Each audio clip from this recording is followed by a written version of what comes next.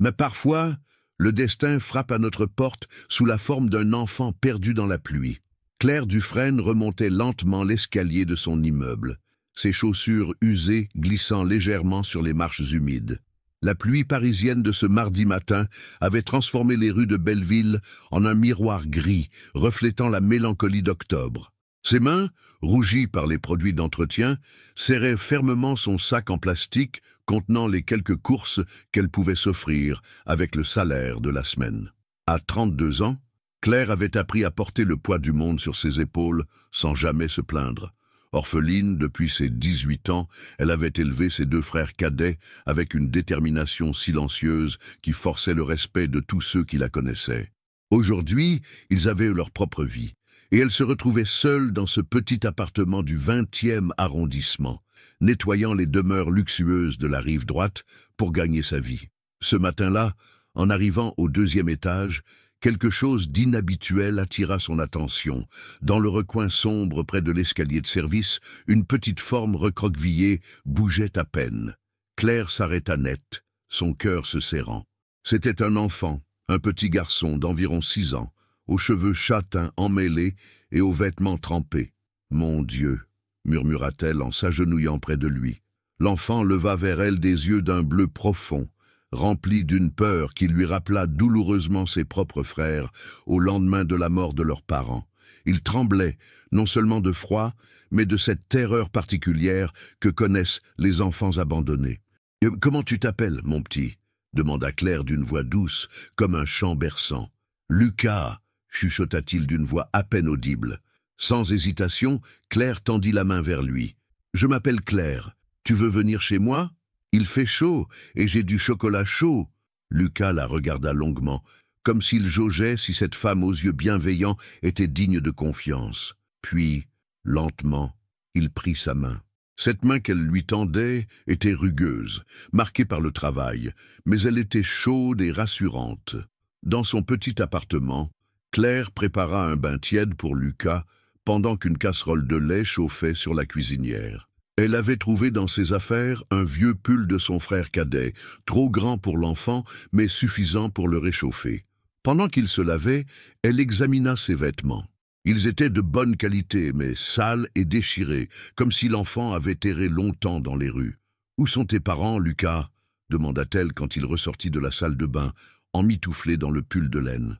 L'enfant baissa les yeux. « Maman est partie. Papa, je le connais pas. » Claire sentit sa gorge se serrer. Elle avait vu tant d'enfants perdus dans sa vie, mais quelque chose chez Lucas la touchait particulièrement. Peut-être était-ce cette manière qu'il avait de la regarder, comme si elle était la première personne depuis longtemps à lui témoigner de la gentillesse. « Tu as faim ?» demanda-t-elle en s'asseyant à côté de lui, sur le petit canapé défraîchi. Lucas hocha la tête. Claire prépara rapidement une tartine de confiture et un bol de chocolat chaud. Elle le regarda manger, avec un appétit qui trahissait plusieurs jours de jeûne, et son cœur de mère adoptive s'éveilla une fois de plus. Ce soir-là, après avoir couché Lucas dans son propre lit pendant qu'elle s'installait sur le canapé, Claire appela les services sociaux. La réponse fut celle qu'elle redoutait. Débordé, il ne pourrait s'occuper du cas avant quelques jours. En attendant, Lucas pouvait rester chez elle si elle signait une déclaration d'accueil temporaire. Quelques jours. Ces mots résonnèrent dans sa tête alors qu'elle regardait par la fenêtre les lumières de Paris scintiller dans la nuit. Elle avait l'habitude de prendre soin des autres, mais cette fois, c'était différent. Lucas n'était pas sa responsabilité, pourtant elle se sentait déjà liée à lui par quelque chose qu'elle ne parvenait pas à définir. Dans son lit, Lucas dormait paisiblement pour la première fois depuis des semaines, et Claire, malgré l'inconfort du canapé, souriait doucement. Elle ne savait pas encore que ces quelques jours allaient changer sa vie à jamais. Abonnez-vous à la chaîne pour plus d'histoires incroyables, et commentez de quelle ville et de quel pays vous nous regardez. Les jours suivants s'écoulèrent dans une routine douce et inhabituelle pour Claire. Chaque matin, elle préparait le petit déjeuner pour deux, regardait Lucas dévorer ses tartines beurrées avec un sourire timide qui réchauffait son cœur. L'enfant parlait peu, mais ses yeux suivaient chacun de ses gestes avec une attention touchante. « Tu veux venir avec moi aujourd'hui ?» proposa Claire le jeudi matin en attachant ses cheveux châtains en chignon pratique. Lucas hocha la tête avec enthousiasme. C'était la première fois depuis son arrivée qu'il montrait un réel intérêt pour quelque chose. Claire l'emmena donc dans ses tournées de ménage, non sans avoir prévenu ses clientes habituelles. Madame Bernier, une veuve élégante du 16e arrondissement, fut particulièrement charmée par la politesse naturelle de l'enfant. « Il est bien élevé, ce petit », remarqua-t-elle en offrant un biscuit à Lucas. « Ses parents ont fait du bon travail. » Claire ne répondit pas, se contentant de sourire tristement.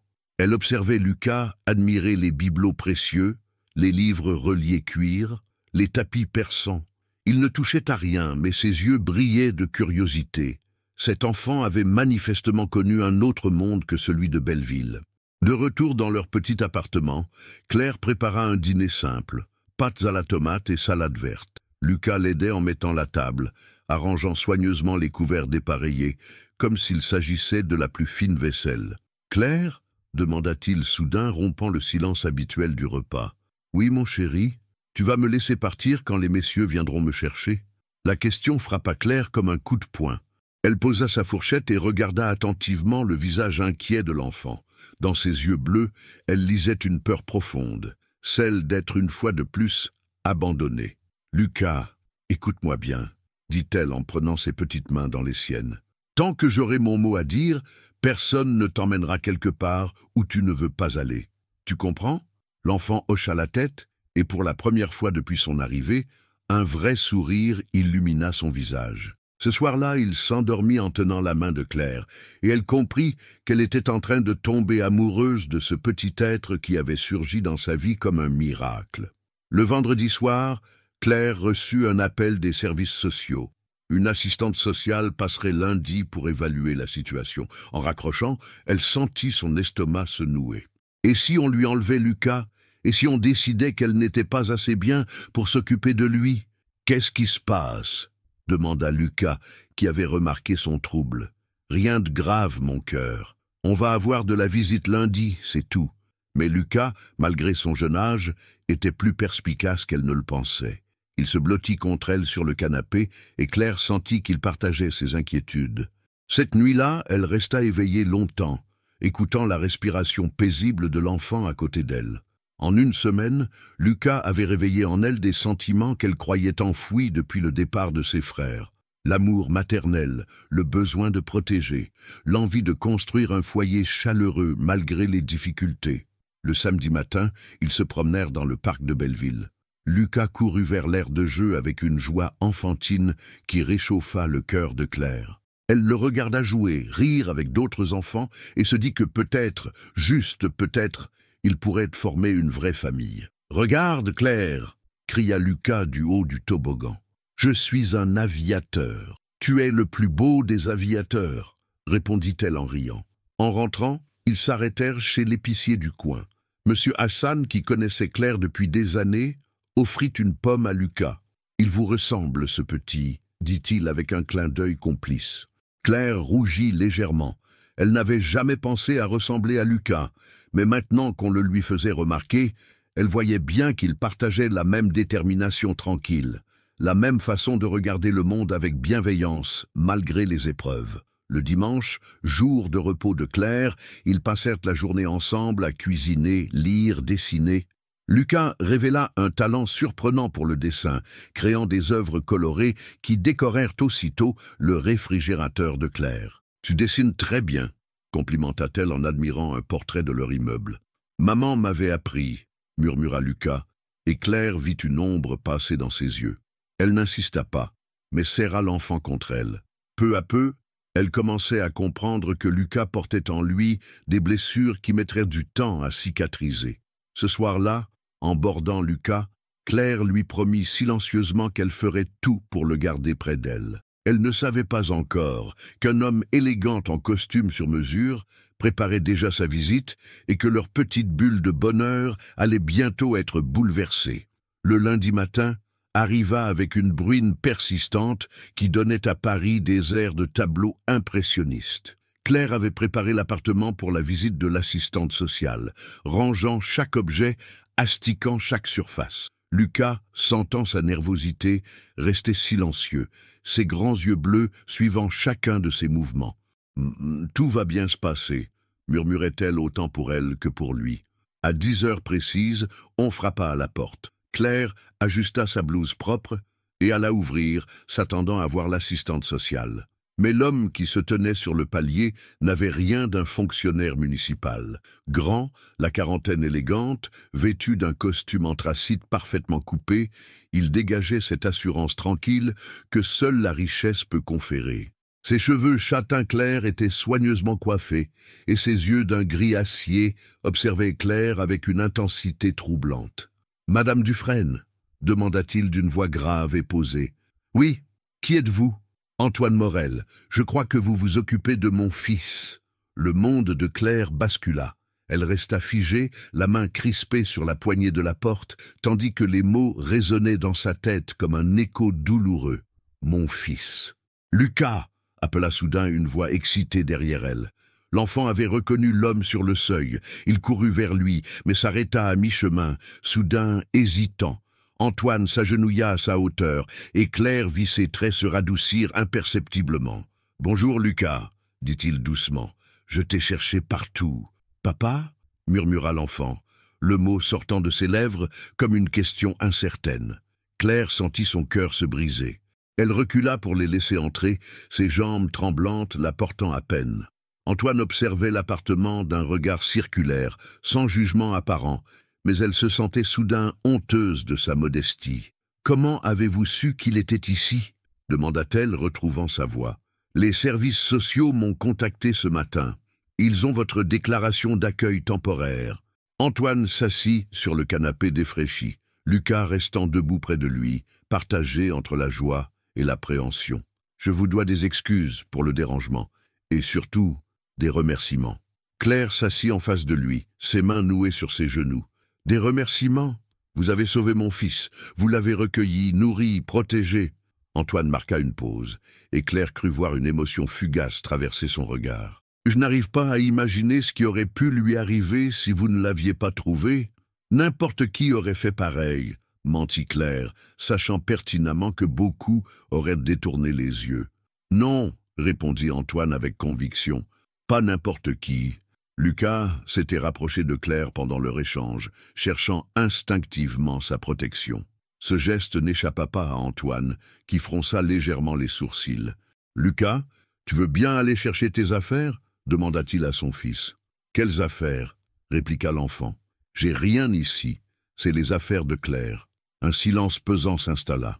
Claire réalisa qu'effectivement, Lucas n'avait rien qui lui appartienne vraiment, si ce n'est les quelques vêtements qu'elle lui avait achetés avec ses maigres économies et les dessins qu'il avait créés. « Où étiez-vous » demanda-t-elle soudain, une pointe d'accusation dans la voix. « Où étiez-vous quand votre fils était seul dans la rue ?»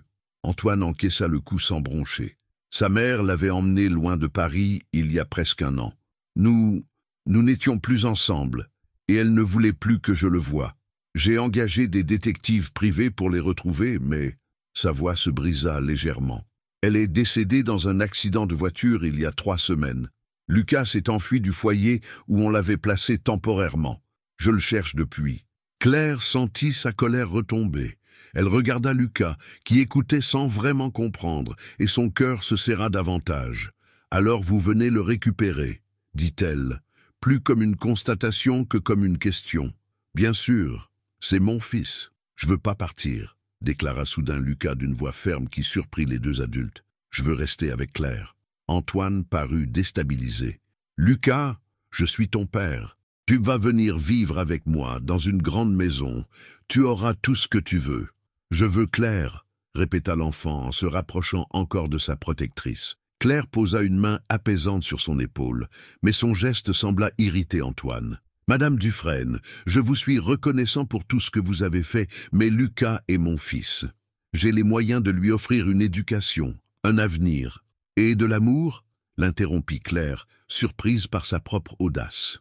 Antoine la regarda avec surprise, puis ses traits se durcirent. « Évidemment, c'est mon fils. » Mais Lucas avait déjà pris sa décision. Il grimpa sur les genoux de Claire et enfouit son visage contre son épaule. « Je reste ici. murmura-t-il. Claire sentit les larmes lui monter aux yeux.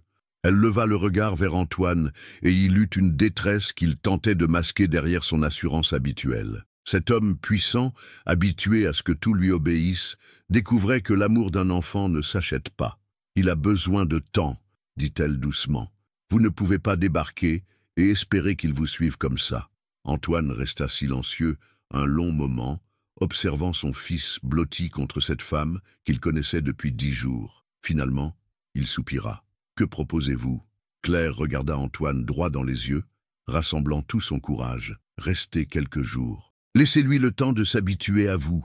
Vous ne pouvez pas arriver et repartir avec lui comme s'il était un colis. » Antoine sembla peser ses mots avant de répondre. « Quelques jours? Où ? Il y a un petit hôtel au bout de la rue. Rien de luxueux, mais c'est propre et calme. » Lucas releva la tête, ses yeux passant de Claire à son père avec inquiétude. « Tu vas vraiment rester » demanda-t-il à Antoine. « Oui, mon fils, je vais rester. » Le soulagement qui apparut sur le visage de l'enfant ne passa pas inaperçu aux yeux d'Antoine. Pour la première fois, il réalisa vraiment à quel point Lucas avait souffert de l'absence de figure stable dans sa vie. L'après-midi, Antoine s'installa effectivement à l'hôtel des Lilas, un modeste établissement de Belleville que le concierge du 16e arrondissement n'aurait jamais osé lui recommander. Sa chambre, spartiate mais impeccable, lui rappela brutalement à quel point son existence avait été dorée depuis des années. Le soir venu, il revint frapper à la porte de Claire. Elle l'accueillit avec une méfiance polie, Lucas accroché à sa jupe comme un petit animal craintif. « J'ai pensé que nous pourrions dîner ensemble », proposa Antoine en montrant un sac de courses de chez Monoprix. « Si vous acceptez que je cuisine pour vous. » Claire écarquilla les yeux. « Vous savez cuisiner ? Ça vous étonne ?» répondit-il avec un sourire qui humanisait soudain ses traits. « J'ai vécu seul pendant 15 ans avant de réussir dans les affaires. » Malgré elle, Claire fut touchée par ce geste. Elle le laissa entrer et l'observa évoluer dans sa petite cuisine, roulant les manches de sa chemise de créateur pour préparer des pâtes fraîches avec une dextérité surprenante. « Papa fait la cuisine !» s'exclama Lucas, manifestement impressionné. « Tu te souviens ?» demanda Antoine, une note d'espoir dans la voix. « Un peu. Tu me faisais des crêpes le dimanche. » Antoine s'arrêta de remuer la sauce, ému par ce fragment de mémoire que son fils avait gardé. Claire le remarqua et sentit sa méfiance s'atténuer légèrement. Le repas se déroula dans une atmosphère moins tendue que prévu. Antoine raconta à Lucas des histoires de son travail, évitant soigneusement les détails techniques, transformant ses projets d'intelligence artificielle en contes fantastiques où les ordinateurs devenaient des génies magiques. « Et toi, Claire, qu'est-ce que tu fais ?» demanda Lucas innocemment. « Tu sais bien, mon chéri, je nettoie les maisons. » « Elle nettoie les plus belles maisons de Paris, » précisa Lucas avec fierté. « Et tout le monde l'aime parce qu'elle est gentille. » Claire rougit, mais Antoine hocha la tête gravement. « C'est un travail important et noble.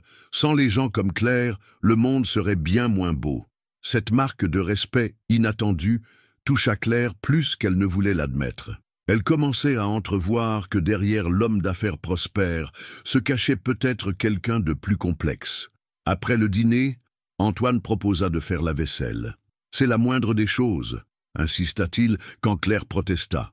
Pendant qu'il s'affairait, Lucas s'endormit sur le canapé, épuisé par les émotions de la journée.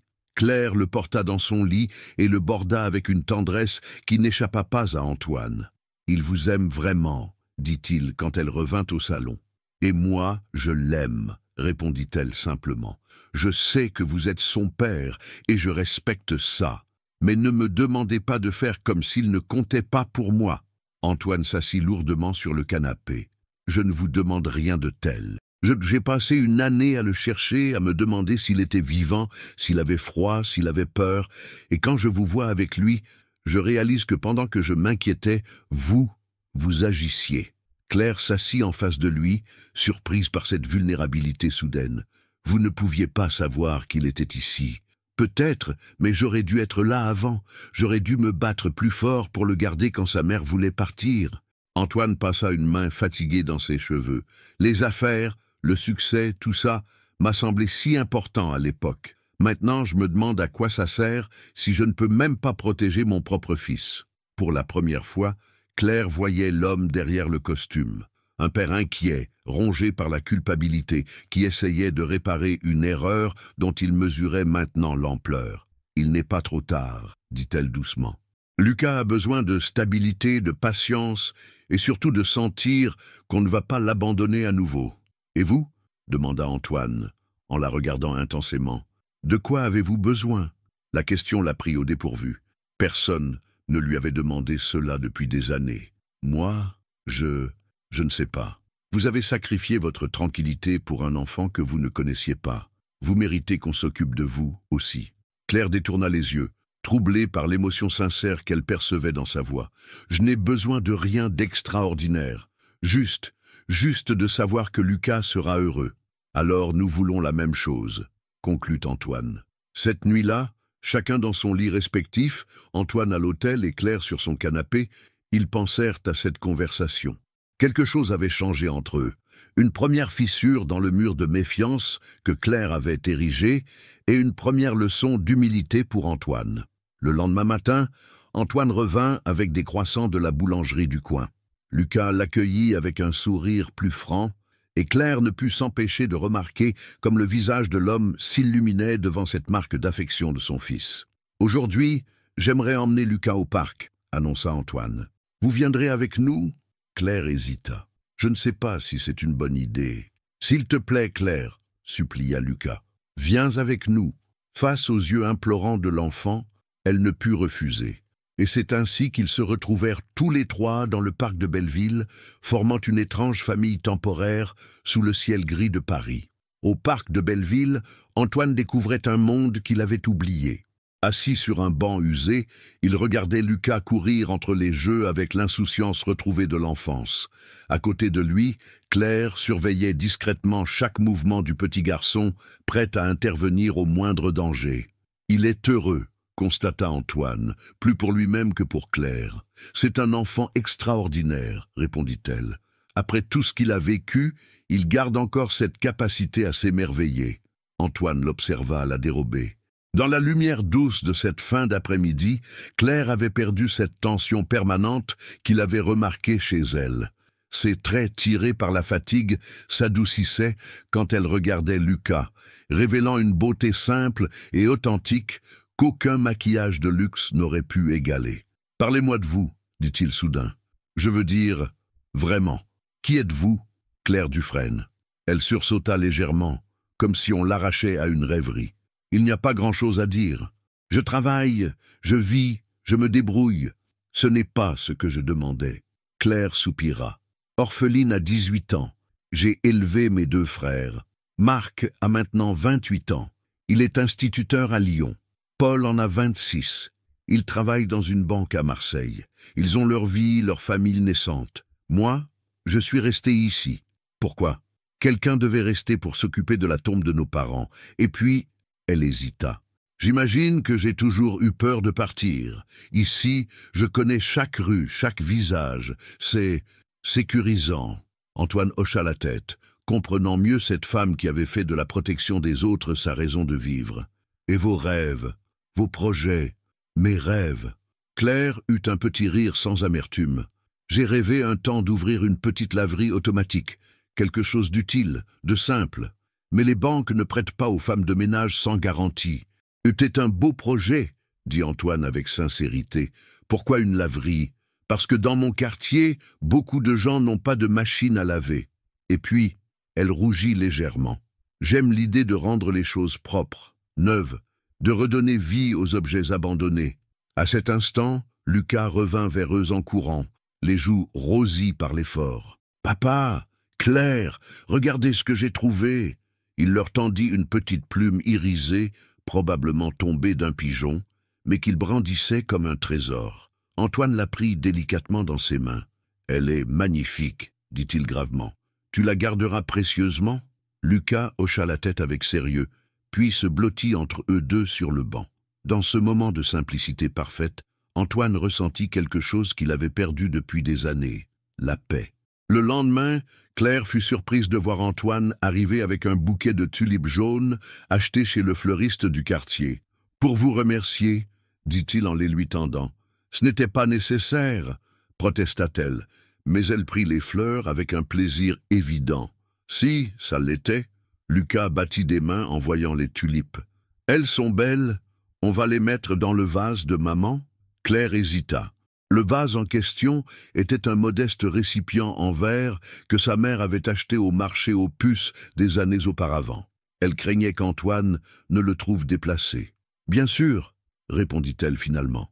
Pendant qu'elle arrangeait les fleurs, Antoine examina discrètement l'appartement. Il remarqua les livres soigneusement rangés sur une étagère bricolée, les rideaux reprisés avec art, les photos de famille dans des cadres dépareillés mais astiqués.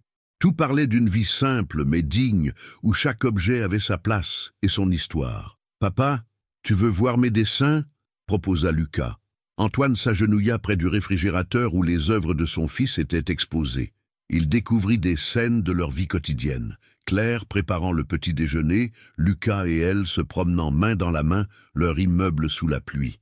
Dans chaque dessin, les personnages souriaient. « Tu dessines très bien, » dit-il, ému. « Tu tiens ça de ta maman?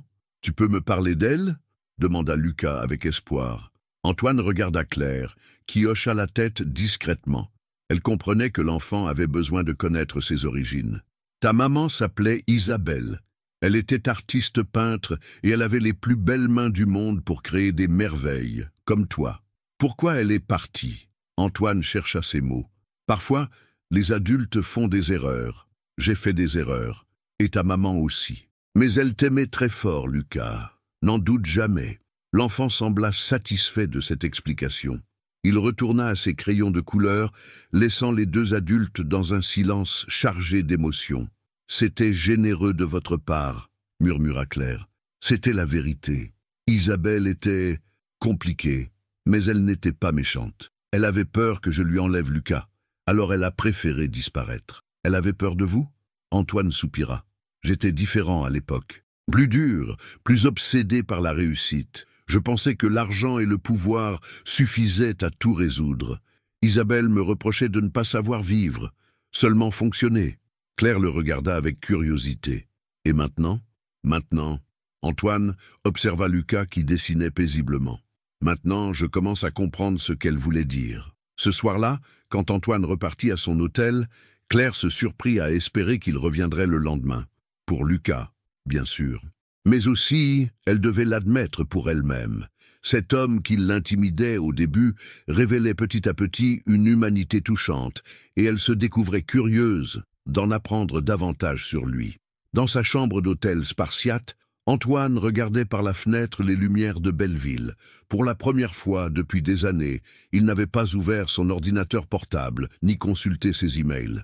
À la place, il pensait aux tulipes dans le vase de la mère de Claire, au sourire confiant de Lucas et à cette femme qui lui apprenait, sans le savoir, la valeur des choses simples. Une semaine s'écoula dans cette routine nouvelle qui transformait imperceptiblement leur vie. Antoine arrivait chaque matin avec des viennoiseries fraîches, partageait le petit déjeuner avec eux, puis accompagnait parfois Claire dans ses tournées pendant que Lucas était à l'école primaire du quartier où Claire l'avait inscrit temporairement. Ce mercredi-là, en arrivant chez Madame Bernier, Claire eut la surprise de voir Antoine discuter affaires au téléphone dans le hall d'entrée de l'immeuble haussmannien. « Excusez-moi, » dit-il en raccrochant quand il la vit. « J'espère que ça ne vous dérange pas que j'ai suivi. Je voulais comprendre votre travail. » Madame Bernier, intriguée par cet homme élégant qui accompagnait sa femme de ménage, les invita à prendre un thé. « Vous êtes le mari de Claire ?» demanda-t-elle avec curiosité. Claire rougit violemment. « Non, Madame Bernier, Monsieur Morel est un ami, » compléta Antoine avec naturel. « Je découvre Paris à travers les yeux de Claire. » La vieille dame sourit avec malice. « Ah, les visites guidées personnalisées, excellente idée. Claire connaît chaque pierre de cette ville. » Pendant que Claire s'affairait au nettoyage, Antoine observait sa gestuelle précise, méthodique. Elle ne se contentait pas de nettoyer. Elle cajolait chaque objet, repositionnait un bibelot avec soin, redonnait vie à l'espace. Il comprenait maintenant ce qu'elle avait voulu dire au sujet de redonner vie aux choses abandonnées. « Vous travaillez avec une vraie passion », lui dit-il quand ils redescendirent dans la rue. « C'est peut-être trop dire ?» protesta Claire. « Non, je suis sérieux.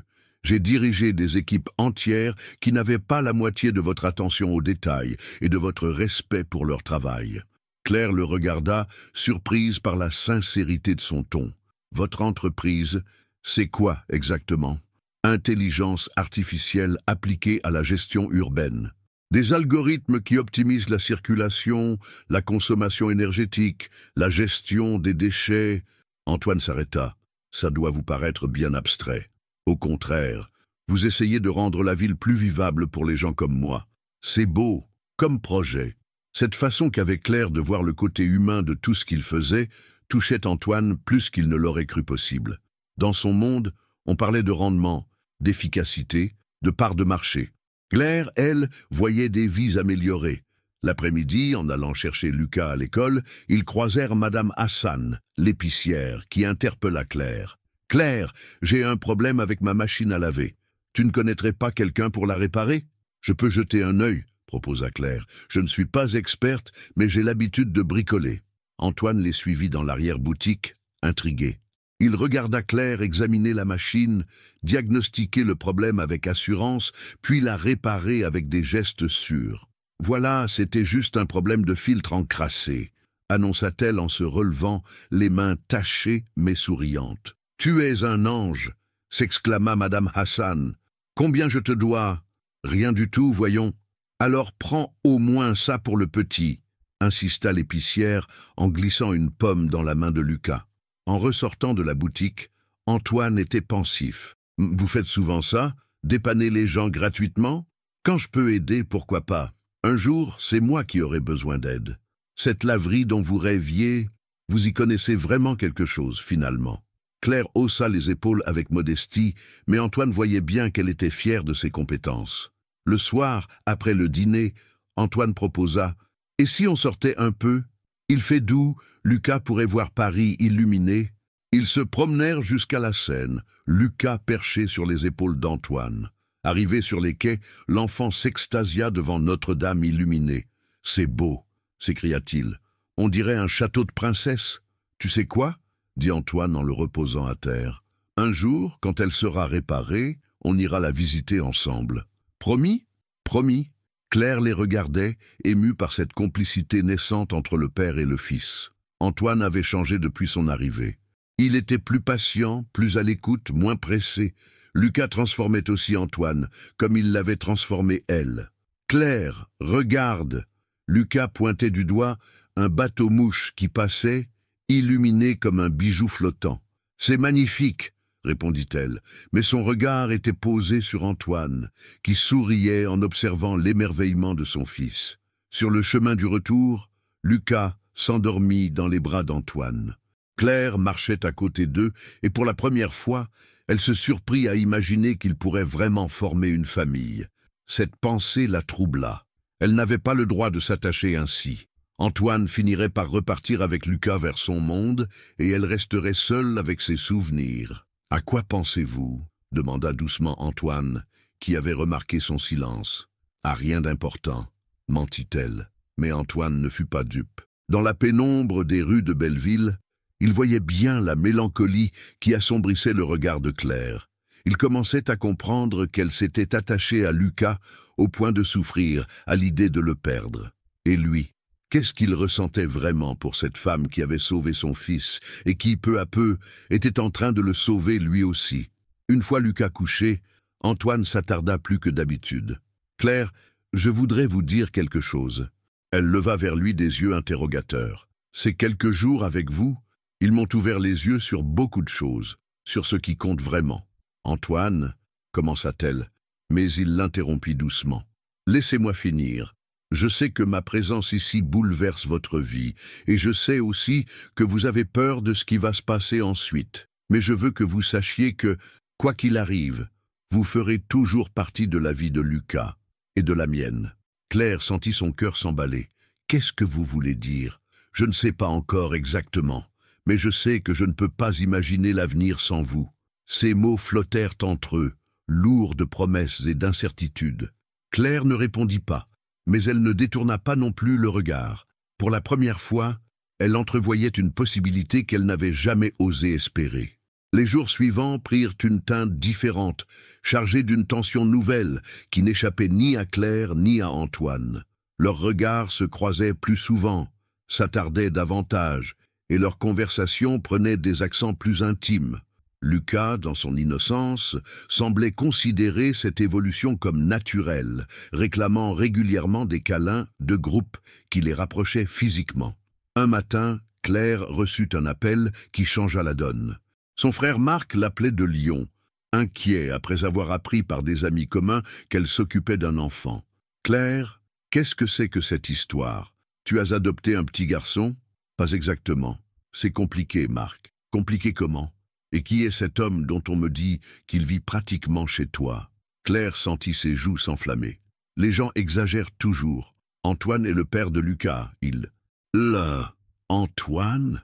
L'interruption de Marc était lourde de sous-entendus. « Claire, tu ne peux pas t'attacher à n'importe qui.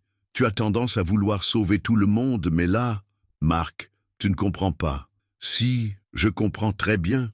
Tu es en train de tomber amoureuse d'un homme qui va repartir avec son fils et tu vas souffrir, comme toujours. » Ces mots firent l'effet d'une douche froide à Claire. Après avoir raccroché, elle resta immobile au milieu de son salon, réalisant que son frère avait peut-être raison. S'était-elle laissée aller à rêver d'un avenir impossible? Quand Antoine arriva avec les croissants habituels, il remarqua immédiatement le changement d'humeur de Claire. « Tout va bien ?» demanda-t-il en posant doucement une main sur son bras. « Oui, oui, juste un coup de téléphone difficile. » Mais Antoine n'était pas dupe. Toute la journée, Claire fut distante, répondant par monosyllabes, évitant son regard. Lucas lui-même remarqua que Claire n'était pas comme d'habitude. Le soir, une fois Lucas couché, Antoine aborda le sujet de front. « Claire, qu'est-ce qui ne va pas? Depuis ce matin, vous êtes différente. Rien ne va pas. Je réfléchis, c'est tout. À quoi ?» Claire prit une profonde inspiration. « À nous, à cette situation. Antoine, qu'est-ce qu'on fait exactement? Comment ça? On joue à quoi? À la petite famille heureuse? Vous avez votre vie, votre entreprise, votre monde. Moi, j'ai le mien. Lucas vous appartient, c'est votre fils. Alors, qu'est-ce qu'on fait? » Antoine sentit un frisson d'inquiétude le parcourir. « Claire, je vous ai dit que... Que quoi? Que je ferais toujours partie de votre vie ?» Claire se leva, agitée. « Comment? En tant que quoi? La babysitter de luxe? L'amie charitable qui a sauvé votre fils? Ce n'est pas ce que je voulais dire. Alors qu'est-ce que vous vouliez dire, Antoine? Parce que moi, je ne sais plus où j'en suis. » Le silence qui suivit fut lourd de non-dits. Antoine voyait bien que Claire était en souffrance, mais il ne savait pas comment la rassurer sans mentir. Lui-même ne savait pas exactement ce qu'il voulait. « Je ne peux pas vous donner toutes les réponses maintenant, » finit-il par dire, « mais je sais que vous comptez pour moi. Énormément. »« Ce n'est pas suffisant, » répondit Claire d'une voix brisée. « Je ne peux pas vivre dans l'incertitude. J'ai déjà donné. » Cette nuit-là, Antoine retourna à son hôtel le cœur lourd. Pour la première fois, il réalisait pleinement l'ampleur du sacrifice que Claire avait fait en accueillant Lucas. Elle avait ouvert sa porte, son cœur, sa vie à un inconnu, et maintenant, elle se retrouvait prise au piège de ses propres sentiments. De son côté, Claire ne dormit pas. Elle regardait Lucas dormir paisiblement et se demandait comment elle allait faire pour le laisser partir, car il faudrait bien qu'il parte, un jour ou l'autre. Antoine avait sa vie à reprendre, ses affaires à gérer, et elle retournerait à sa routine, à sa solitude, à ses rêves inachevés. Le lendemain matin, Antoine ne vint pas avec les croissants. Claire prépara le petit déjeuner pour Lucas, qui demanda plusieurs fois « Où est papa ?» Vers midi, elle reçut un texto laconique. « Désolé, réunion urgente. Je passerai ce soir. » L'après-midi, en travaillant chez Madame Bernier, Claire était distraite, cassant même un petit vase de porcelaine. « Ma chère Claire, qu'est-ce qui vous arrive ?» s'inquiéta la vieille dame. « Excusez-moi, Madame Bernier, je vous rembourserai le vase. Laissez donc, ce n'était qu'un bibelot sans valeur, mais vous avez l'air soucieuse, c'est à cause de votre amie d'hier. » Claire hésita, puis se confia malgré elle. « Je crois que je me suis attaché à quelqu'un qui va partir. » Madame Bernier l'observa avec bienveillance. « Vous savez, ma chère, j'ai 82 ans. J'ai vu passer beaucoup d'histoires d'amour dans ma vie. Et j'ai appris une chose. On ne peut jamais être sûr de l'avenir, mais on peut être sûr du présent. Que voulez-vous dire? Que si cet homme vous rend heureuse aujourd'hui, c'est déjà ça de prix. Le reste, on verra bien. » Ces paroles accompagnèrent Claire tout l'après-midi. Peut-être avait-elle eu tort de paniquer. Peut-être fallait-il juste profiter de ce bonheur fragile sans se poser trop de questions. Le soir, Antoine revint effectivement, mais il semblait préoccupé. Il salua Lucas avec sa tendresse habituelle, mais Claire sentait une distance nouvelle entre eux. « Comment s'est passée votre journée ?» demanda-t-elle poliment. « Difficile, des problèmes à l'entreprise ?» Il ne développa pas, et Claire n'insista pas. Après le dîner, Antoine repartit plus tôt que d'habitude, prétextant d'autres appels urgents à passer. Lucas, lui, était perplexe. « Pourquoi papa est bizarre ?» demanda-t-il à Claire en se brossant les dents. « Il a du travail, mon chéri. Parfois, les adultes sont préoccupés par leur travail. »« Mais il va revenir demain ?» ?»« Bien sûr qu'il va revenir, » répondit Claire, mais pour la première fois, elle n'en était plus totalement certaine. Cette nuit-là, chacun de leur côté, Claire et Antoine réfléchissaient aux paroles échangées la veille. Ils avaient touché quelque chose de douloureux, mis le doigt sur la fragilité de leur situation. Et maintenant, ils ne savaient plus comment revenir en arrière, comment retrouver cette complicité naissante qui les avait tant troublés. Dans son lit, Lucas dormait en serrant contre lui le petit ours en peluche que Claire lui avait acheté. Il ne savait pas encore que le monde des adultes était parfois compliqué, que l'amour ne suffisait pas toujours, et que même les plus belles histoires pouvaient connaître des moments d'incertitude. Les jours suivants s'écoulèrent dans une atmosphère tendue. Antoine continuait ses visites quotidiennes, mais quelque chose avait changé. Ses sourires semblaient forcés, ses conversations plus superficielles. Claire, de son côté, avait érigé une muraille invisible autour d'elle, répondant poliment mais gardant ses distances. Lucas, sensible aux tensions des adultes, devenait de plus en plus agité. Il réclamait sans cesse l'attention de l'un ou de l'autre, comme s'il sentait que leur fragile équilibre risquait de se briser. Un vendredi soir, alors qu'Antoine s'apprêtait à repartir après un dîner particulièrement silencieux, son téléphone sonna. Claire remarqua immédiatement le changement sur son visage quand il regarda l'écran. « Je dois prendre cet appel, » dit-il en décrochant. « Oui, Thierry, qu'est-ce que tu dis ?»« Non, c'est impossible. » Claire vit Antoine blêmir, ses mains tremblaient légèrement. Il s'éloigna vers la fenêtre, mais elle entendait des bribes de conversation, cascade de vente, perte de confiance, liquidation possible. Quand il raccrocha, Antoine resta immobile, le regard perdu vers les lumières de Belleville. « Antoine ?» s'inquiéta Claire malgré elle. « Qu'est-ce qui se passe ?» Il se tourna vers elle, et elle vit dans ses yeux une détresse qu'elle ne lui connaissait pas. « Mon entreprise, il y a eu des fuites concernant notre prochain projet. Nos concurrents nous ont devancés, les investisseurs se retirent en masse. C'est grave ?» Antoine eut un rire amer. « Grave ? C'est la catastrophe. 15 ans de travail qui s'effondrent en quelques heures. Mon avocat me conseille de transférer mes biens personnels en Suisse avant que les créanciers ne se manifestent. » Claire sentit son cœur se serrer. « Et Lucas ?» Justement, Antoine passa une main fatiguée dans ses cheveux. « Thierry me conseille de partir pour Genève le plus rapidement possible, de recommencer là-bas avec Lucas. » Le silence qui suivit fut assourdissant. Claire comprenait maintenant pourquoi Antoine avait été si distant ces derniers jours. Il préparait déjà son départ. Il savait déjà qu'il allait les quitter. « Depuis quand le savez-vous » demanda-t-elle d'une voix blanche. « Depuis mardi, mais je n'étais pas sûre. J'espérais encore que... »« Que quoi ?»« Que miracle allait sauver votre empire. » Antoine tressaillit à l'amertume de sa voix. « Claire, vous ne comprenez pas. Ce n'est pas ce que je veux. Alors qu'est-ce que vous voulez, Antoine, vraiment ?» Pour la première fois depuis qu'elle le connaissait, Antoine sembla complètement démuni. Il s'assit lourdement sur le canapé, la tête entre les mains. « Je ne sais plus. Il y a 3 semaines, tout était clair. J'avais ma réussite, mes projets, mes certitudes.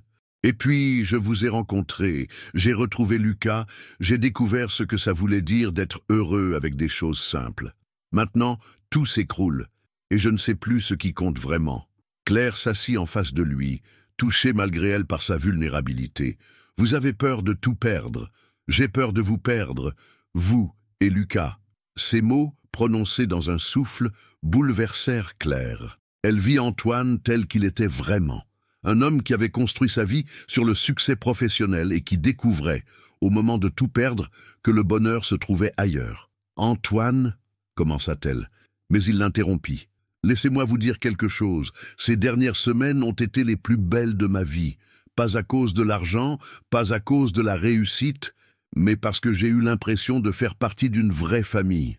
Avec vous. » Claire sentit ses défenses s'effriter. « Mais vous allez partir quand même. Je ne peux pas emmener Lucas dans cette débâcle, et je ne peux pas vous demander de nous suivre. Vous avez votre vie ici, vos repères. Vous ne m'avez jamais demandé ce que je voulais. » Antoine leva les yeux vers elle, surpris. « Qu'est-ce que vous voulez, Claire ?» Elle prit une profonde inspiration, rassemblant tout son courage. « Je veux que Lucas soit heureux. Je veux qu'il ait un père qui l'aime et qui reste près de lui. Et je... » Elle hésita, puis se lança. « Je veux essayer de construire quelque chose avec vous. Pas avec le businessman prospère, mais avec l'homme que j'ai appris à connaître ces dernières semaines. » Antoine la regarda avec incrédulité. « Même si je n'ai plus rien, même si je dois recommencer de zéro, surtout si vous devez recommencer de zéro. » À cet instant, Lucas apparut dans l'embrasure de la porte, en pyjama, tenant son petit ours. « Pourquoi vous parlez fort ?» demanda-t-il d'une voix ensommeillée. Claire et Antoine échangèrent un regard. Ils s'étaient laissés emporter par leurs émotions, oubliant que l'enfant dormait dans la pièce voisine. « On ne parlait pas fort, mon chéri, » dit Claire en se levant pour le prendre dans ses bras. « On discutait, c'est tout. »« Papa a l'air triste », observa Lucas avec cette perspicacité déconcertante des enfants. Antoine s'approcha et caressa doucement les cheveux de son fils. Parfois, les adultes sont tristes parce qu'ils doivent prendre des décisions difficiles. Quelle décision? Claire et Antoine se regardèrent à nouveau. Comment expliquer à un enfant de 6 ans que le monde des adultes était parfois cruellement compliqué? Des décisions sur où on va vivre, sur ce qu'on va faire, répondit finalement Antoine. Mais ne t'inquiète pas, mon bonhomme. Quoi qu'il arrive, papa sera toujours là pour toi. Et Claire aussi? Antoine regarda Claire intensément. Et Claire aussi, dit-il avec une conviction nouvelle dans la voix. Cette nuit-là, après avoir recouché Lucas, ils restèrent longtemps assis côte à côte sur le canapé, sans parler.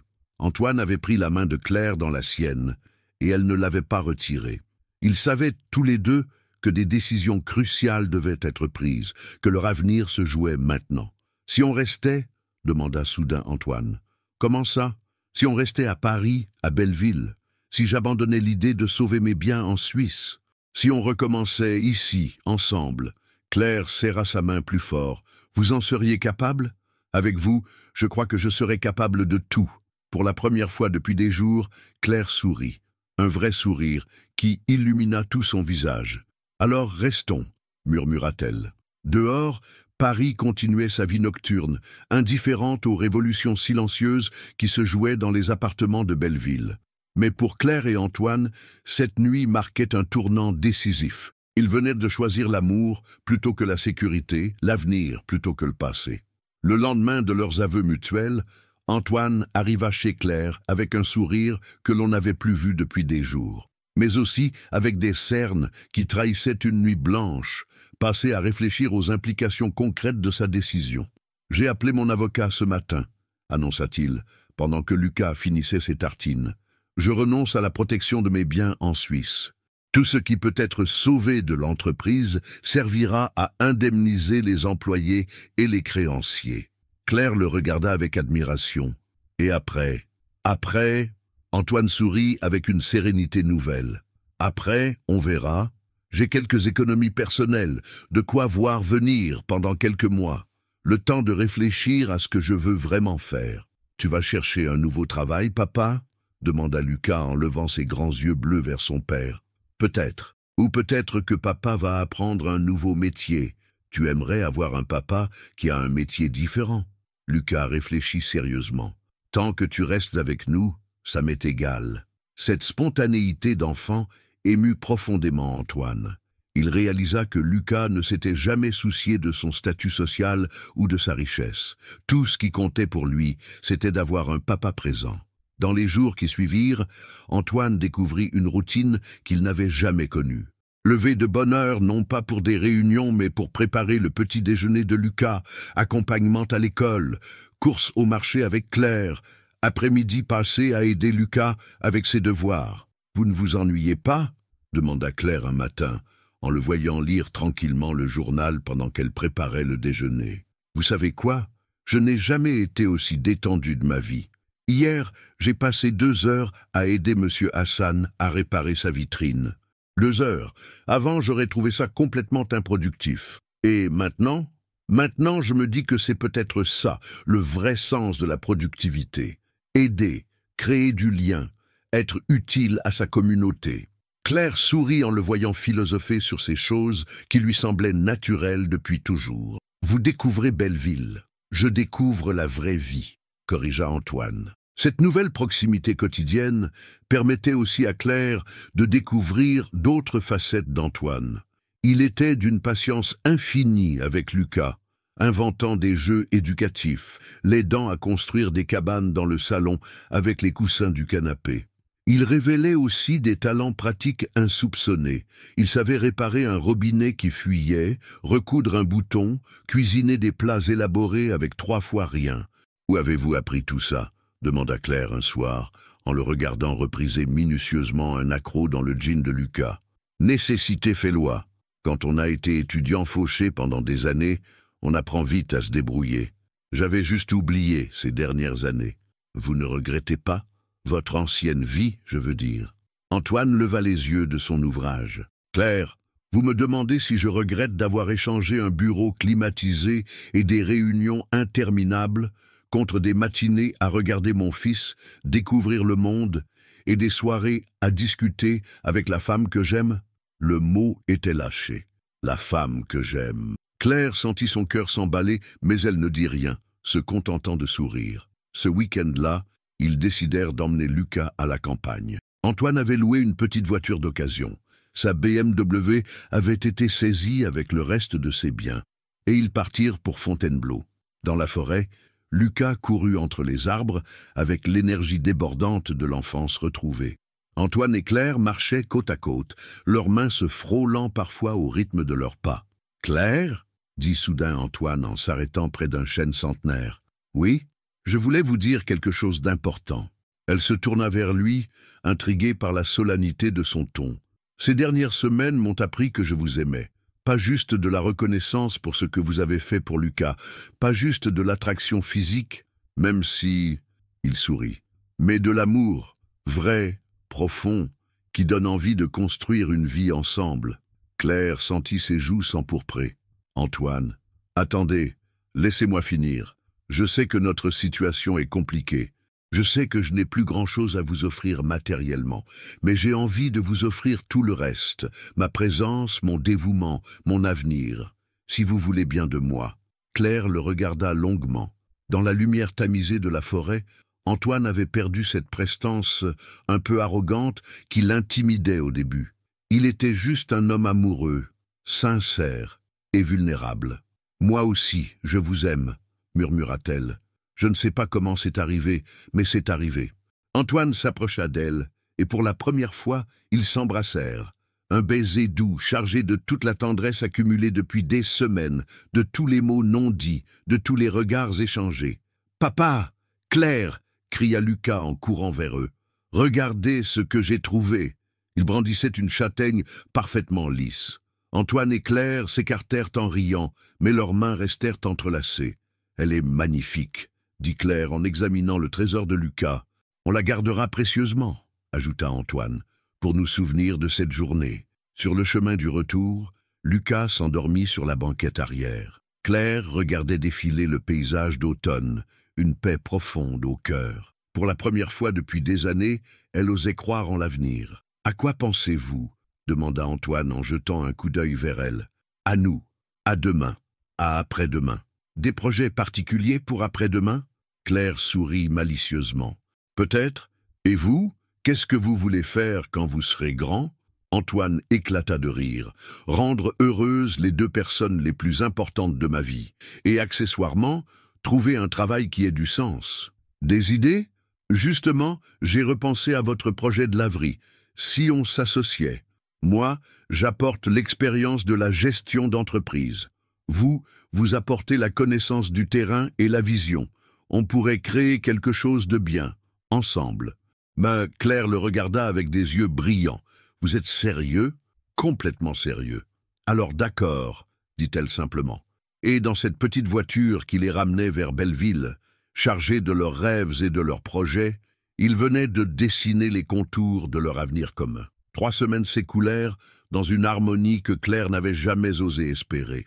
Antoine avait officiellement emménagé dans l'appartement, transformant l'espace exigu en un véritable cocon familial. Lucas rayonnait de bonheur d'avoir ses 2 adultes préférés sous le même toit, et Claire découvrait les joies simples de la vie de couple. Ils avaient commencé à visiter des locaux pour leur future laverie, échafaudant des plans d'aménagement sur la table de la cuisine. Antoine apportait ses compétences en gestion et en technologie, imaginant des machines connectées et un système de fidélisation innovant.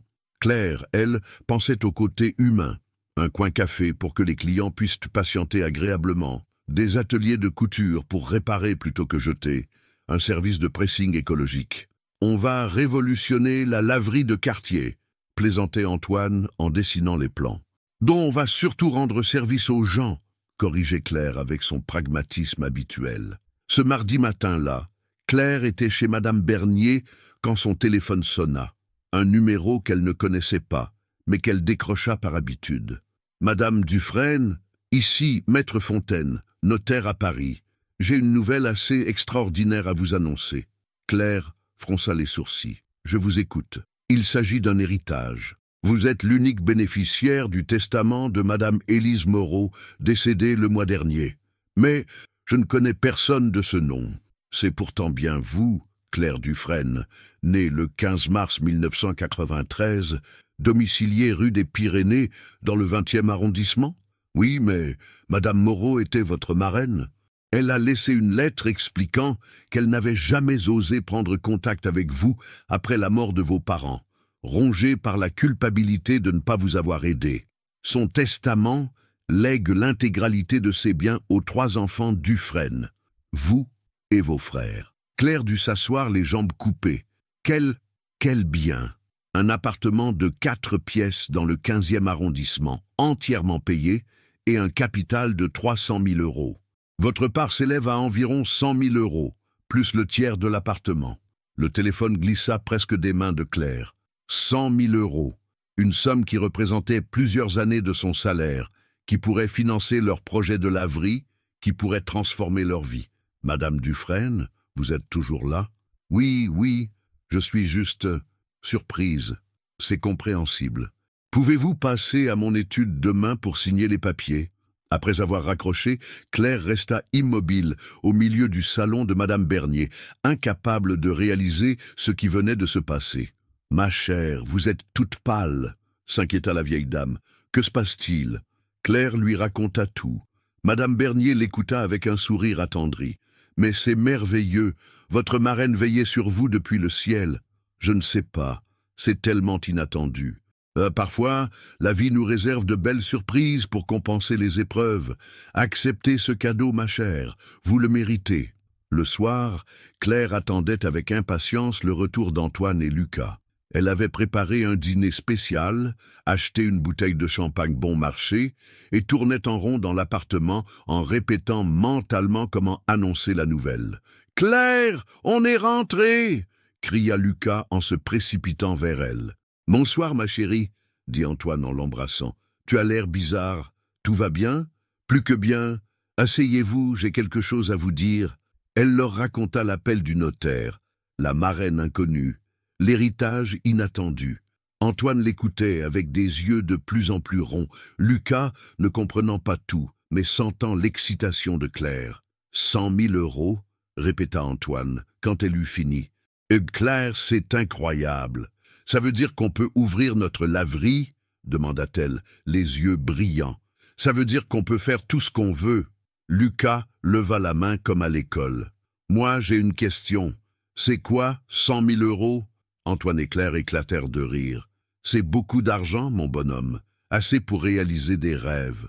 Alors, on va pouvoir acheter une maison avec un jardin?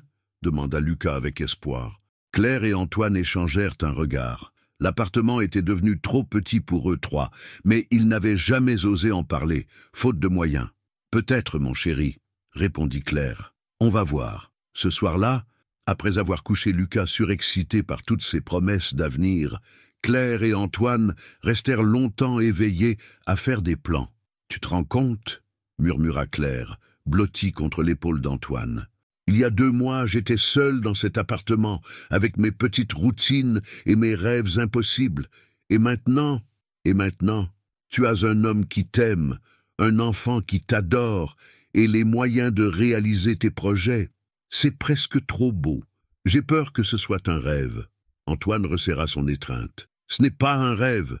C'est juste que parfois, quand on ose aimer sans compter, la vie nous le rend au centuple. Tu crois à ces choses-là? Avant de vous rencontrer, toi et Lucas, non. Maintenant, oui. Je crois que ton cœur généreux a fini par attirer le bonheur. » Claire sourit dans l'obscurité.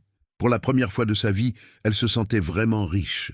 Pas à cause de l'argent, même si celui-ci était le bienvenu, mais à cause de l'amour qui remplissait maintenant sa vie. « Antoine, qu'est-ce qu'on fait en premier, la laverie ou la maison? Et si on faisait les deux? On trouve une maison avec un local commercial au rez-de-chaussée, notre laverie en bas, notre foyer au-dessus. Tu crois que ça existe? Dans un quartier comme Belleville, avec tous ces petits commerces familiaux? J'en suis sûr. » Claire ferma les yeux, imaginant déjà cette maison idéale où Lucas aurait sa propre chambre, où il pourrait recevoir ses frères, où leur laverie bourdonnerait d'activités et de rencontres humaines. « Je t'aime, » murmura-t-elle. « Moi aussi, je t'aime. » Et dans ce petit appartement de Belleville qui avait vu naître leur amour, ils s'endormirent en rêvant d'un avenir qui n'avait jamais semblé aussi lumineux. Pourtant, ils ne savaient pas encore que leur bonheur fragile allait bientôt être mis à l'épreuve d'une manière qu'ils n'imaginaient pas. L'euphorie de l'héritage dura exactement 5 jours. Le lundi suivant, en revenant de l'école avec Lucas, Claire trouva Antoine assis à la table de la cuisine, une lettre officielle devant lui et le visage livide. « Qu'est-ce qui se passe ?» demanda-t-elle, son cœur se serrant instantanément. « Les services sociaux » répondit Antoine d'une voix blanche. « Ils veulent voir Lucas demain. Une évaluation complète de sa situation. » Claire prit la lettre et la parcourut rapidement. Les mots officiels semblaient danser devant ses yeux. Procédure de placement définitif, évaluation de l'environnement familial, décision dans l'intérêt supérieur de l'enfant. « Mais pourquoi maintenant ?» demanda-t-elle. « Lucas va bien, il est heureux, scolarisé. » Là, il semblerait qu'un rapport anonyme ait été fait, signalant qu'un enfant vivait dans des conditions précaires avec des adultes non mariés dont la situation financière était instable. Claire sentit la colère monter en elle. Un rapport anonyme? Qui aurait pu... Elle s'interrompit, réalisant soudain. Son frère Marc, leur conversation tendue, ses mises en garde, sa désapprobation. Avait-il pu aller jusque-là? Claire? Antoine avait suivi le fil de ses pensées. « Vous pensez à quelqu'un ?» Elle secoua la tête, refusant de croire que son propre frère puisse lui faire ça. Mais qui d'autre était au courant de leur situation? « Qu'est-ce qu'on va me demander ?» Lucas venait d'entrer dans la cuisine, son cartable encore sur le dos. Claire et Antoine échangèrent un regard paniqué.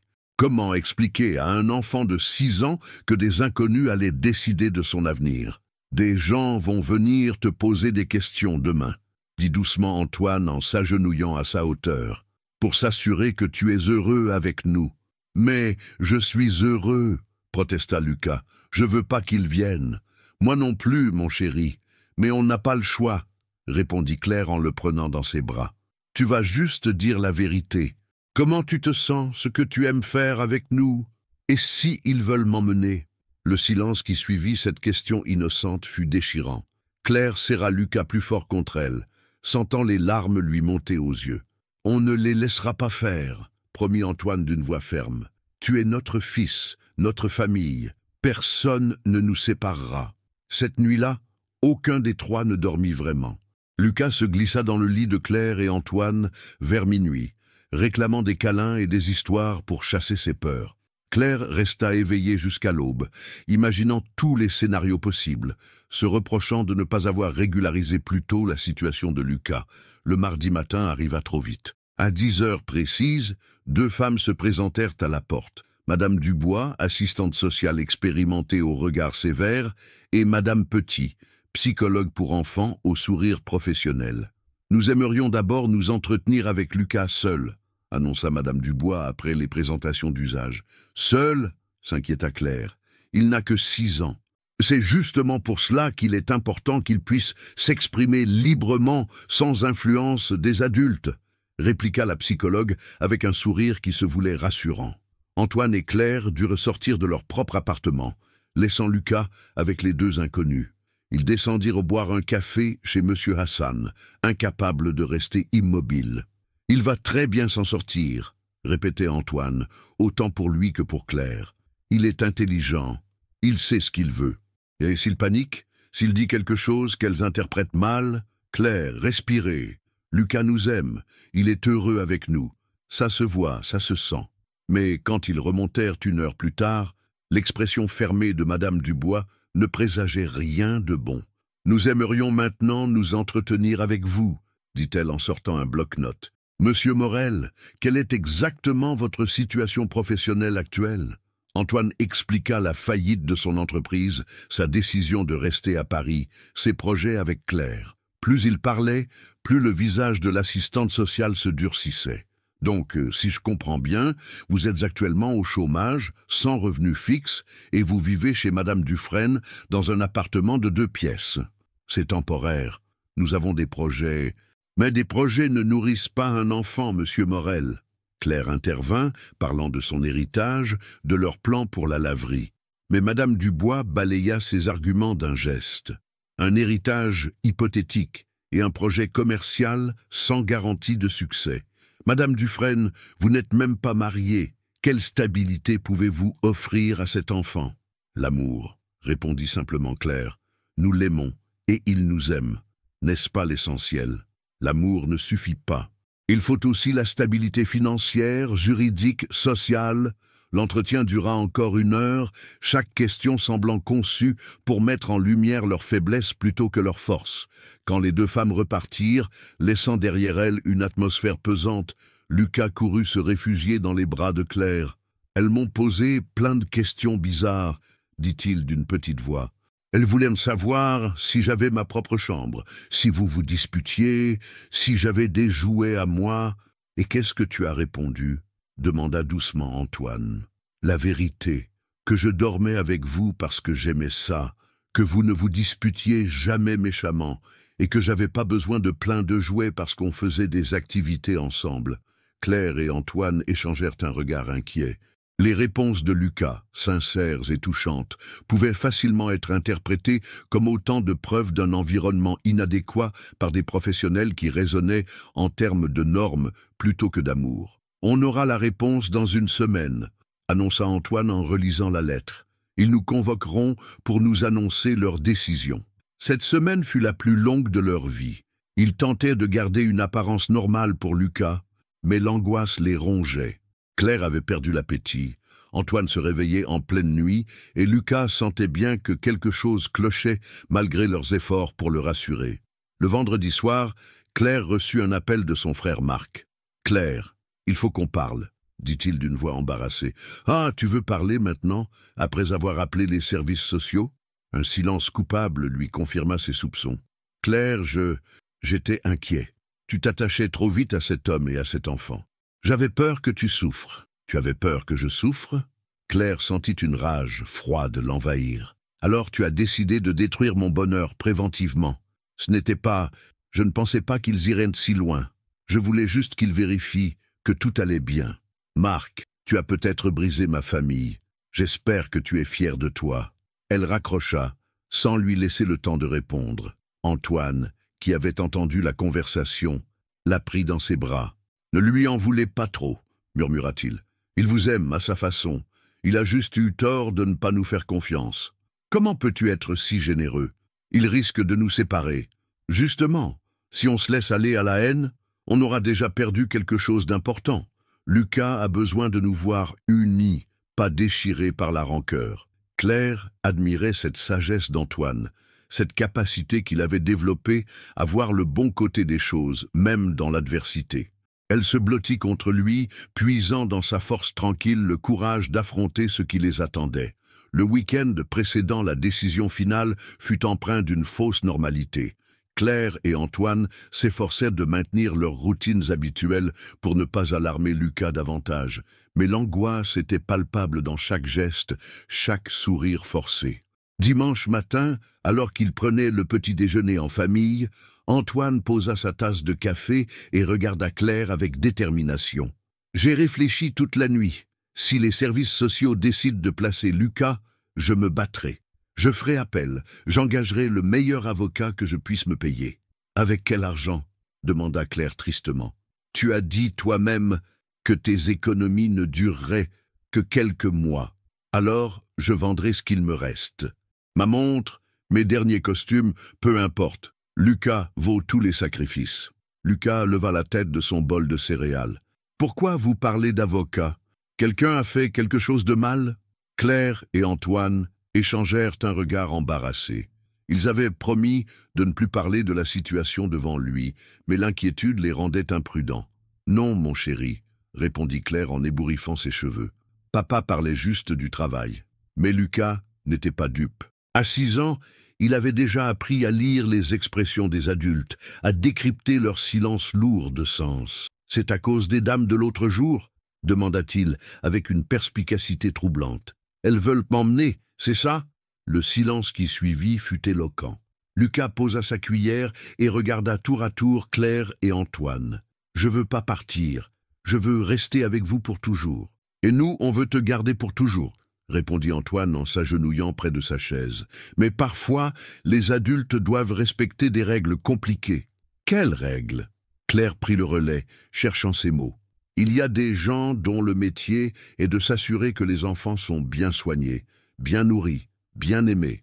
Parfois, ces gens-là ont des idées différentes sur ce qui est bien pour un enfant. »« Mais moi, je sais ce qui est bien pour moi. » protesta Lucas avec une véhémence qui surprit les adultes. « Je sais que je suis bien avec vous. Pourquoi ils ne m'écoutent pas ?» Cette question innocente mit le doigt sur l'absurdité de la situation. Un enfant épanoui, aimé, dans un environnement stable malgré sa modestie, et des adultes prêts à briser cette harmonie au nom de normes rigides. Lundi matin, Claire se rendit chez le notaire pour finaliser les papiers de succession. L'argent était maintenant disponible sur son compte, cette somme qui aurait dû les remplir de joie et qui maintenant semblait dérisoire face à la menace de perdre Lucas. « Tout va bien, Madame Dufresne ?»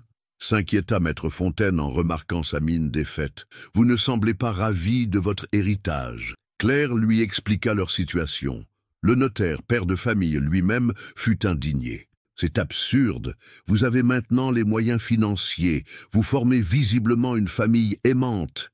Écoutez, je connais bien Maître Durand, spécialisé en droit de la famille. Laissez-moi l'appeler. » 1 heure plus tard, Claire ressortait du cabinet avec les coordonnées d'un avocat et un peu d'espoir retrouvé. Maître Durand avait accepté de les recevoir dans l'après-midi même. L'avocat, un homme dans la cinquantaine aux yeux bienveillants, les écouta attentivement exposer leur situation. « Votre cas n'est pas désespéré, » déclara-t-il finalement. « Vous avez plusieurs atouts. Lucas exprime clairement sa volonté de rester avec vous. Vous avez maintenant une stabilité financière. Et surtout, M. Morel est le père biologique. C'est un droit fondamental. »« Mais nous ne sommes pas mariés, » objecta Claire. « Ce n'est plus un critère déterminant de nos jours. Ce qui compte, c'est la stabilité émotionnelle et l'amour, et de toute évidence, vous en avez à revendre. » Maître Durand leur expliqua la procédure, les arguments à mettre en avant, les pièges à éviter. Si jamais la décision était défavorable, nous ferions immédiatement appel. Et croyez-moi, nous avons de solides arguments. Mardi arriva avec une pluie battante qui semblait refléter l'état d'esprit de tout le quartier. car la nouvelle s'était répandue dans Belleville. On voulait enlever le petit Lucas à Claire et Antoine. L'indignation était générale. Madame Hassan avait rédigé une pétition signée par tous les commerçants du quartier, témoignant de l'harmonie familiale qu'ils observaient quotidiennement. Madame Bernier avait écrit une lettre élogieuse sur Claire, soulignant sa probité et sa gentillesse. Même l'institutrice de Lucas avait spontanément contacté les services sociaux pour signaler l'épanouissement remarquable de l'enfant depuis qu'il vivait avec eux. « Vous voyez, » dit Antoine en parcourant tous ces témoignages, « nous ne sommes pas seuls. Tout le quartier nous soutient. »« Ça compte, ça ?» demanda Claire avec espoir. « Ça prouve que nous sommes intégrés dans une communauté, que Lucas grandit dans un environnement social riche et bienveillant. C'est exactement ce que recherchent les services sociaux. » À 14 heures, ils se présentèrent au bureau de Madame Dubois, accompagnés de Maître Durand et munis de tous leurs documents, justificatifs financiers, témoignages, attestation médicale de Lucas, prouvant son excellente santé physique et psychologique. Madame Dubois les reçut avec la même froideur professionnelle que la première fois. Elle parcourut les documents sans laisser transparaître ses impressions. « Monsieur Morel, votre situation financière s'est donc stabilisée ? Effectivement, nous avons maintenant les moyens de nous installer dans un logement plus grand et de lancer notre entreprise. Et ce projet de mariage ?» Claire et Antoine se regardèrent. Ils n'en avaient jamais parlé officiellement, mais « Nous envisageons de nous marier prochainement », répondit Antoine sans hésitation. « Notre priorité était d'abord de sécuriser la situation de Lucas. » Maître Durand intervint avec diplomatie. « Mes clients souhaitent souligner que leur union de fait existe déjà. Le mariage ne sera qu'une formalisation de leur engagement mutuel. » L'entretien dura 1 heure. À la fin, Madame Dubois rassembla ses papiers avec un soupir. « Je dois maintenant délibérer avec mes collègues. Vous aurez notre décision vendredi. 3 jours d'attente supplémentaires. 3 jours à osciller entre espoir et désespoir, à guetter chaque sonnerie de téléphone, chaque coup frappé à la porte. » Mercredi soir, Claire craqua. Elle pleura longuement dans les bras d'Antoine, libérant toute l'angoisse accumulée. « Et s'il nous l'enlève ?» sanglotait-elle. « Comment on fera pour vivre sans lui ?»« Ils ne nous l'enlèveront pas, » répétait Antoine en caressant ses cheveux. « Je le sens. Nous avons fait tout ce qu'il fallait.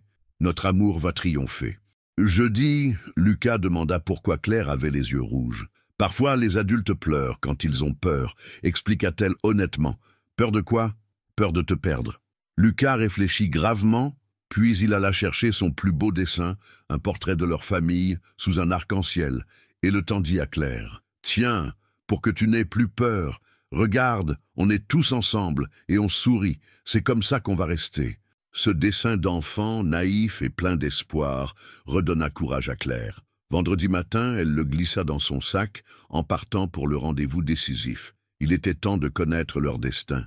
Vendredi, 10 heures du matin, Claire, Antoine et Maître Durand étaient assis dans la salle d'attente des services sociaux, leurs mains moites trahissant leur nervosité malgré leurs efforts pour paraître confiants.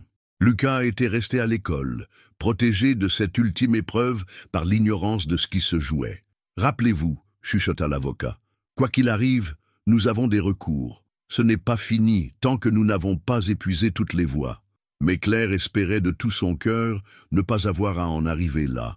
Ces semaines d'incertitude avaient été un calvaire, et l'idée de prolonger cette agonie lui était insupportable. Madame Dubois apparut dans l'embrasure de la porte, son expression illisible. « Madame Dufresne, Monsieur Morel, Maître Durand, voulez-vous me suivre ?» Ils pénétrèrent dans le bureau où les attendait également Madame Petit, la psychologue, et un homme qu'ils ne connaissaient pas. « Je vous présente Monsieur Leroux, notre responsable régional, » dit Madame Dubois. Il a souhaité examiner personnellement ce dossier. Le cœur de Claire se serra. La présence d'un supérieur hiérarchique pouvait signifier soit que l'affaire était considérée comme complexe, soit qu'une décision lourde avait été prise. « Asseyez-vous, je vous prie, » dit Monsieur Leroux avec un sourire qui se voulait rassurant. Ils prirent place face au bureau, formant une ligne unie, malgré leur anxiété. Madame Dubois ouvrit le dossier de Lucas et commença à énumérer les faits de manière factuelle et froide. L'enfant Lucas Morel, 6 ans, a été trouvé en situation d'errance le 14 octobre dernier et recueilli temporairement par Madame Claire Dufresne. Le père biologique, Monsieur Antoine Morel, s'est manifesté 10 jours plus tard. Depuis lors, l'enfant vit de facto avec ses 2 adultes dans un appartement de 2 pièces du 20e arrondissement. Elle continua, détaillant leurs conditions de vie, la situation professionnelle d'Antoine, les revenus de Claire, leurs relations non officialisées. Chaque mot semblait alourdir l'atmosphère. Cependant, reprit-elle en tournant une page, nous avons également noté plusieurs éléments positifs. L'enfant présente un épanouissement remarquable depuis son placement de fait. Ses résultats scolaires sont excellents, sa santé physique et psychologique parfaite. Les témoignages du quartier sont unanimement favorables. Claire osa respirer un peu mieux. Peut-être avait-il une chance après tout. Madame Petit prit le relais.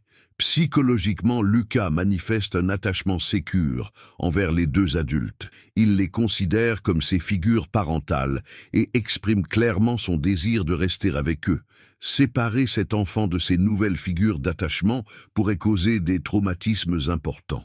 Antoine serra discrètement la main de Claire. Ces mots étaient exactement ce qu'ils espéraient entendre. Monsieur Leroux se racla la gorge et regarda chacun d'eux, tour à tour, avant de parler. Cette affaire nous a amenés à réfléchir sur nos critères d'évaluation. Nous privilégions habituellement la stabilité matérielle et juridique. Mais ici, nous devons reconnaître que l'épanouissement de l'enfant dépasse largement ces considérations. Il marqua une pause qui sembla durer une éternité. Nous avons donc décidé de... Nouvelle pause. Claire sentit son cœur s'arrêter. De maintenir Lucas dans son environnement actuel, sous réserve de quelques conditions. Un soupir de soulagement parcourut la petite assemblée. Claire sentit ses jambes se dérober sous elle. Quelles conditions? Demanda Maître Durand, professionnel jusqu'au bout. Premièrement, nous souhaitons que M. Morel obtienne officiellement la garde de son fils dans les plus brefs délais. Deuxièmement, que vous déménagiez dans un logement plus adapté à une famille. Troisièmement, que vous régularisiez votre situation matrimoniale si tel est effectivement votre souhait. C'est tout? Demanda Antoine, n'osant y croire. C'est tout. Nous organiserons des visites de suivi tous les 6 mois, mais c'est une simple formalité si tout continue dans cette voie. Madame Dubois referma le dossier avec un sourire qu'on ne lui avait jamais vu. Pour être tout à fait honnête, cette décision me réjouit. Il est rare de voir un enfant aussi épanoui. Vous avez créé quelque chose de beau ensemble. En ressortant du bâtiment, Claire, Antoine et Maître Durand restèrent un moment silencieux sur le trottoir, assommés par le soulagement. « Nous avons gagné », dit finalement l'avocat. « Vous avez gagné. »« Grâce à vous », répondit Antoine en lui serrant chaleureusement la main. « Non, grâce à l'amour que vous portez à cet enfant. C'est ça qui a fait la différence. » Claire éclata soudain en sanglots. Tous les nerfs qu'elle avait tenus depuis des semaines lâchaient d'un coup. Antoine la prit dans ses bras, ému lui aussi. « C'est fini », murmurait-il. « C'est fini. Nous avons gagné. Lucas reste avec nous. » Ils se rendirent directement à l'école de Lucas. En le voyant arriver dans la cour de récréation avec son sourire insouciant, Claire réalisa à quel point elle avait eu peur de ne plus jamais le voir sourire ainsi. « Alors ?» demanda Lucas en courant vers eux. « Les messieurs ont dit oui ?» « Ils ont dit oui, mon chéri, » répondit Claire en le soulevant dans ses bras. « Tu restes avec nous pour toujours. »« Pour toujours, pour toujours ?»« Pour toujours, pour toujours, » confirma Antoine en les entourant tous les deux de ses bras. Le soir même, ils organisèrent une petite fête improvisée. Monsieur et Madame Hassan vinrent avec des pâtisseries orientales. Madame Bernier apporta une bouteille de champagne. Même l'institutrice de Lucas passa les féliciter. « Tu vois ?» dit Antoine à Claire, en regardant leur salon rempli de voisins souriants. « Nous ne sommes pas qu'une famille, nous sommes une famille entourée d'une vraie communauté. » Claire hocha la tête, émue. Dans ce petit appartement de Belleville qui avait vu naître leur amour, entourée de tous ces gens qui les avaient soutenus, elle mesurait la richesse de leur vie. « Papa, Claire ?» appela Lucas depuis son coin de jeu. « Quand est-ce qu'on déménage dans la maison avec le jardin ?» Antoine et Claire éclatèrent de rire. Bientôt, mon bonhomme, très bientôt. Et quand est-ce que vous allez vous marier? Cette fois, ils se regardèrent avec surprise. Tu aimerais qu'on se marie? Demanda Claire. Oh oui, comme ça on sera une vraie famille officielle. Antoine prit la main de Claire et, sans préméditation, se mit à genoux devant elle, sous les regards attendris de toute l'assemblée. Claire Dufresne, veux-tu m'épouser? Ici? Maintenant? Devant tout le monde? Rit Claire, les joues rouges. Pourquoi pas? Ces gens sont notre famille choisie. Claire regarda autour d'elle. Lucas qui battait des mains, Madame Hassan qui essuyait une larme émue, Monsieur Hassan qui hochait la tête avec approbation, Madame Bernier qui rayonnait de bonheur. « Oui, dit-elle simplement. Oui, je veux t'épouser, Antoine Morel. » Les applaudissements fusèrent, Lucas se jeta dans leurs bras et Claire comprit que parfois, les plus belles histoires d'amour commencent par un simple geste de générosité et se transforment en miracles quotidiens. Cette nuit-là, pour la première fois depuis des semaines, ils dormirent tous les trois paisiblement, le cœur léger et l'avenir radieux devant eux. 6 mois plus tard, le soleil de printemps filtrait à travers les grandes fenêtres de la maison que Claire, Antoine et Lucas avaient trouvée rue des Cascades, à quelques rues seulement de leur ancien appartement. Une bâtisse de 3 étages, avec un petit jardin à l'arrière, et au rez-de-chaussée, l'espace commercial qui abritait maintenant chez Claire et Antoine, leur laverie-café qui était devenu le cœur battant du quartier. Claire arrangeait les derniers détails de la décoration florale dans le jardin. Dans quelques heures, ils célébraient officiellement leur mariage, 6 mois après leur fiançailles spontanée. Une cérémonie simple, comme ils l'avaient souhaité, avec la famille, les amis et tous leurs voisins de Belleville qui les avaient soutenus. « Claire !» appela Lucas depuis sa chambre au premier étage. « Je trouve pas ma cravate. » Elle sourit en montant l'escalier. À 7 ans maintenant, Lucas grandissait harmonieusement dans cette maison qui résonnait de rires et de projets. Sa chambre, décorée de ses propres dessins et de ses créations artistiques de plus en plus sophistiquées, témoignait de son épanouissement. « La voilà, mon chéri !» dit Claire en sortant la petite cravate bleue de l'armoire. « Tu es magnifique dans ton costume. C'est vrai que je vais porter les alliances ?» demanda-t-il avec sérieux. « C'est vrai, tu es notre témoin d'honneur. » Lucas bomba le torse avec fierté. Depuis la régularisation de sa garde officielle, il appelait Claire « maman » et Antoine « papa », avec une naturelle qui réchauffait le cœur de tous ceux qui les côtoyaient. En bas, Antoine s'affairait dans la laverie, vérifiant que tout était parfait pour la réception. Leur entreprise avait dépassé toutes leurs espérances. Non seulement elle était rentable, mais elle était devenue un véritable lieu de rencontre sociale, où les gens venaient autant pour boire un café et discuter que pour laver leur linge. « Comment ça va, mon patron ?» plaisanta Claire en le rejoignant. « Nerveux !» avoua Antoine en ajustant sa cravate. « Plus nerveux que le jour où j'ai présenté mon premier projet d'entreprise. Pourquoi? On vit déjà ensemble, on s'aime, on a Lucas. Qu'est-ce qui peut mal se passer ?» Antoine la prit dans ses bras, admirant sa robe simple mais élégante qu'elle avait choisie. « Rien ne peut mal se passer. C'est justement ça qui me rend nerveux. J'ai l'impression de vivre un rêve.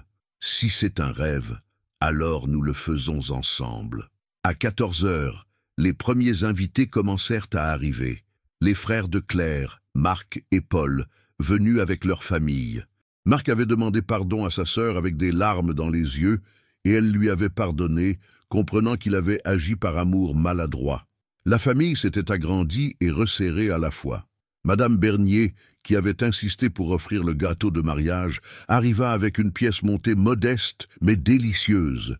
Monsieur et Madame Hassan avaient fermé leur épicerie pour l'après-midi et apportaient des spécialités de leur pays. L'institutrice de Lucas, devenue une amie proche, était là avec son mari. « Regarde tous ces gens » murmura Antoine à l'oreille de Claire, tandis qu'ils accueillaient leurs invités. « Il y a 1 an, je ne connaissais personne de tout ça. Maintenant, c'est ma famille. »« Notre famille » corrigea Claire en serrant sa main. La cérémonie à la mairie fut empreinte d'émotions simples et vraies. Quand le maire prononça les mots sacramentels, Lucas applaudit spontanément, déclenchant les rires et les larmes de joie de l'assistance.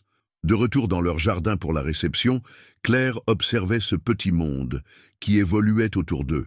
Antoine discutait affaires avec Marc. découvrant qu'ils partageaient une passion commune pour l'innovation pédagogique. Lucas jouait avec ses cousins nouvellement découverts, rayonnant d'être entouré d'une si grande famille. « Madame Morel !»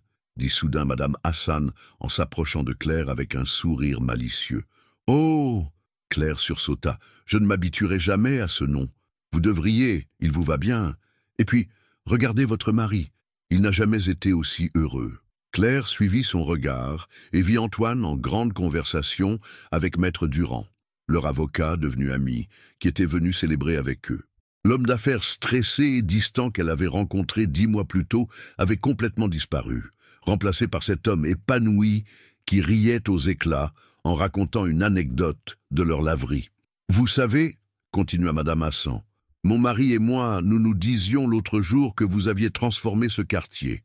Depuis que vous avez ouvert la laverie, il y a plus de solidarité, plus d'entraide. Les gens se parlent davantage. C'est grâce à vous tous, protesta Claire. Nous n'avons fait que donner un lieu de rencontre. Non, ma chère, vous avez donné l'exemple. Vous avez montré qu'on peut accueillir un inconnu et en faire une famille, que l'amour peut tout transformer. » Ces mots touchèrent Claire en plein cœur. Elle repensa à ce matin pluvieux où elle avait trouvé Lucas dans l'escalier, à sa décision spontanée de l'aider. Elle n'aurait jamais imaginé que ce geste simple changerait sa vie si radicalement.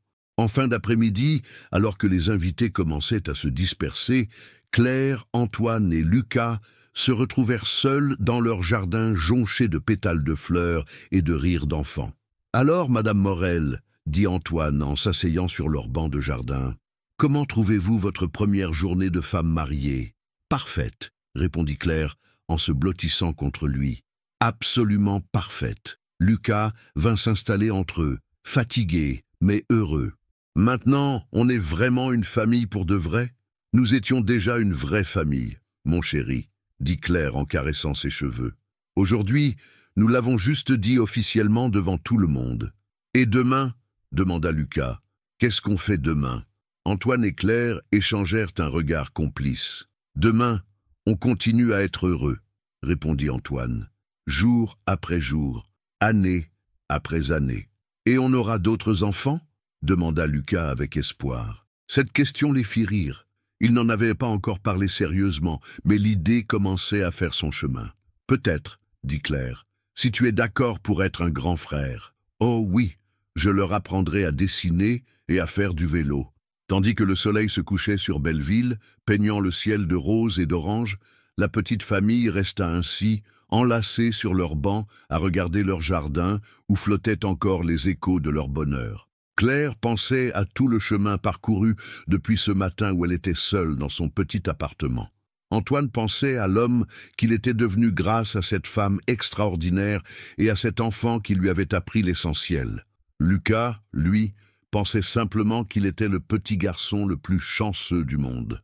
Et dans cette maison de Belleville, bercée par les bruits familiers de leur quartier qu'ils aimaient tant, ils s'endormirent ce soir-là avec la certitude que l'amour, quand il est sincère et généreux, peut vraiment accomplir des miracles. Au fond, c'était ça, le vrai luxe. Avoir une famille qui vous aime, un toit qui vous abrite, un travail qui a du sens, et la conviction profonde que chaque nouveau jour apportera sa part de petits bonheurs à partager. Dans le cœur de Belleville, une nouvelle histoire venait de commencer. Une histoire qui prouverait jour après jour que les plus beaux contes de fées sont ceux qui s'écrivent dans la réalité, avec des gens ordinaires qui ont le courage extraordinaire d'aimer sans compter.